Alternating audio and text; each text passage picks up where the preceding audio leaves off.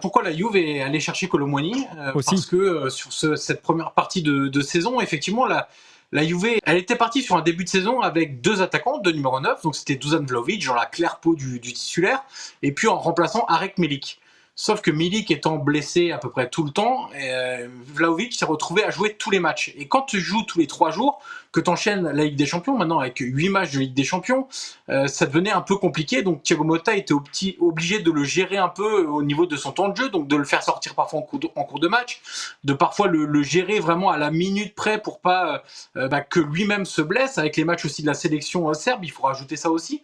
Et donc il y a eu un vrai problème au moment où Dusan Vlahovic s'est blessé en novembre avec la sélection serbe. Il a raté 3 matchs par la suite, et la Juve s'est retrouvée donc sans son attaquant titulaire, Vlahovic, sans son remplaçant, Arek Milik, et donc Thiago Motta est obligé de bricoler un peu. On a vu un McKennie, un Kopp Miners s'échanger la position de faux numéro 9, mais c'était pas forcément très brillant.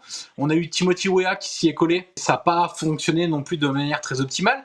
Et la Juve s'est dit, on arrive à un point où il va nous falloir un remplaçant, parce que Milik, son retour, on ne peut pas l'espérer avant très longtemps. Il y avait aussi un élément important, c'est financier. La Juve avait investi près de 200 millions d'euros cet été, enfin l'été dernier en l'occurrence, et ne pouvait pas investir une énorme somme d'argent. Donc l'opportunité de marcher Kolo Muani avec un prêt sec qui engage en rien parce qu'il n'y a pas d'option d'achat, ça leur convenait tout à fait, au-delà du fait que Kolo Muani, c'est aussi un très bon attaquant.